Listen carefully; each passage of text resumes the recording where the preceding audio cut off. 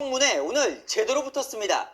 이 특위가 처음 열린 이유는 이거죠. 대통령이 기소가 됐던 쌍방울 대북 송금 의혹, 대장동 위례 의혹 같은 게 모두 대통령을 잡으려고 윤석열 정부 시절 검찰이 조작 기소했다며 민주당이 시작한 겁니다.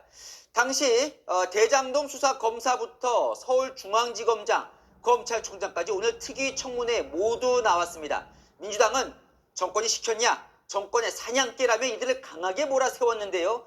이들 이 국정조사 자체가 위법이라며 반격에 나섰습니다. 신희철 기자가 보도합니다. 이재명을 타겟으로 한 정치적 기획 조작 수사였습니까? 외압이 있었습니까? 총장으로 취임한 이후에 윤석열 당시 대통령과 단 한 차례도 만나거나 통화하거나 문자나 메신저를 문재인 정부에서 다 시작돼서 저희들한테 넘겨온 잔여 사건이었죠. 윤석열 정부 대장동 대북 송금 사건 수사 당시 검찰총장을 지냈던 이원석 전 총장. 이번 국정조사가 위법하다고 여권에 직격탄을 날렸습니다. 헌법과 법률에 어긋난다라고 김용 부원장에 대해서 대법원에 무죄 판결을 선고하라고 하시는 걸 봤습니다. 이걸 보면 명확하게 재판에 관여할 목적이라는 걸.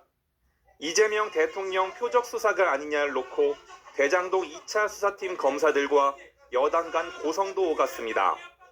그래서 압수조서에 피의자 이재명이라고 넣었군요. 그거하고는 이분과 아무런 강백신 해서 국민에게 설명을 어떻게 압수조서에 할까?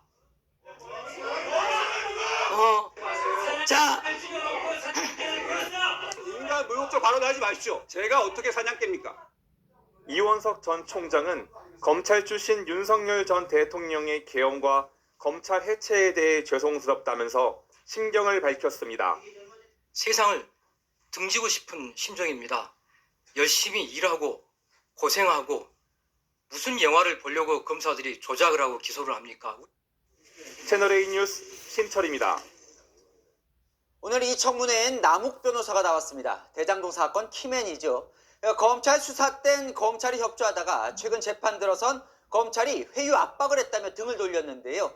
오늘 청문회에서 당시 수사검사가 목표는 하나다라며 사실상 이재명 대통령 표적 수사를 했다고 주장을 했는데 그 해당 수사검사도 오늘 같은 자리에 나왔는데 강하게 반박했습니다. 양쪽 다 들어보시죠. 이준성 기자입니다. 대장동 사건 키맨인 남욱 변호사. 2022년 검찰 조사 때 협박성 발언을 들었다며 구체적 정황을 거론했습니다. 뼈를 갈라서 장기를 다 꺼낼 수도 있고 그다음에 환부만 도려낼 수도 있다. 애들 사진 보여주셨고 애들 봐야 하지 않겠냐. 여기 계속 있을 거냐. 얘기가 우리 목표는 하나다. 내려가서 잘 생각해봐라. 이재명 대통령 기소를 위한 표적 수사였다는 주장입니다. 대장동 사건은 어떤 상황이 되었든지 간에 이재명 대통령은 기소가 되셨을 겁니다.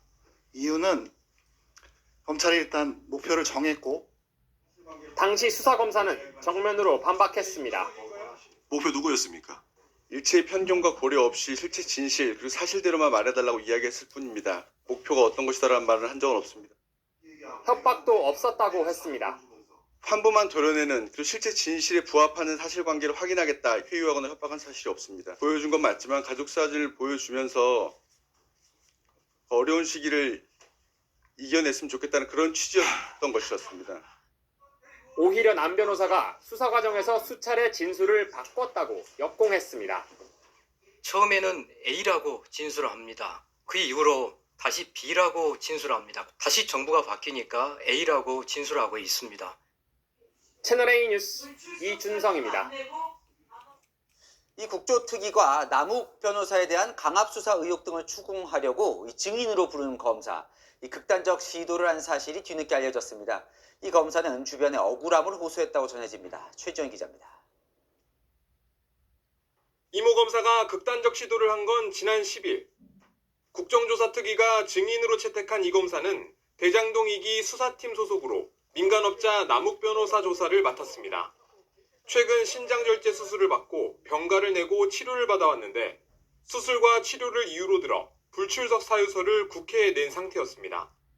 더불어민주당은 이 검사 등 검찰 수사팀이 남욱 변호사를 검찰 구치감에 가두고 강압 수사를 했다는 의혹을 제기해왔습니다. 이 검사에 대한 추가 출석 요구도 있었던 걸로 전해집니다. 한 검찰 인사는 이 검사가 출석 요구를 받고 극도의 어려움을 토로했다며 원칙에 맞게 수사했는데 억울하다고 했다고 전했습니다. 국민의힘은 무리한 출석 요구가 이 검사를 내몰았다고 주장했습니다. 소환장을 보내가지고 그 담당 검사가 극단적인 선택을 했어요. 예? 배우자에게 내가 죽어야 내 말 들어줄 것이냐 이러면서. 한편 2차 종합특검팀은 이화영 전 경기부지사 변호 이력으로 논란이 된 권영빈 특검보를 대북 송금 관련 전담 수사팀에서 배제시키기로 했습니다.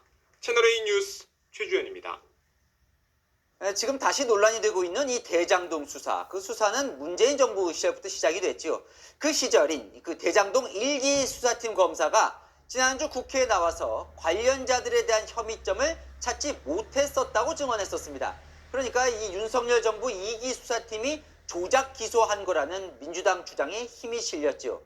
그런데 당시 1기 수사팀이 작성한 보고서에는 혐의점을 찾지 못했었다는 그 검사 증언과는 배치되는 듯한 내용이 담긴 걸로 취재됐습니다. 이기상 기자의 단독 보도입니다. 대장동 1기 수사팀 소속이었던 정용환 검사. 지난주 국회에서 이렇게 증언했습니다. 1기 대장동 수사할 때 이재명, 김용, 정진상 혐의가 있었습니까? 저희는 혐의점을 발견하지 못했습니다. 1기 수사팀이 2022년 5월 작성한 수사 보고서에는 이 답변과 배치되는 내용이 담긴 걸로 전해졌습니다. 대장동 자금을 추적해 업무상 배임, 횡령, 뇌물 관련 거래 내역을 확인했다고 적힌 걸로 파악됐습니다. 추가 조사 필요성도 언급한 걸로 전해집니다. 정진상을 상대로 시장에 대한 보고 과정을 조사할 필요가 있다며 보강 수사 아이템을 검토 중이라는 문구가 포함되어 있었다는 겁니다.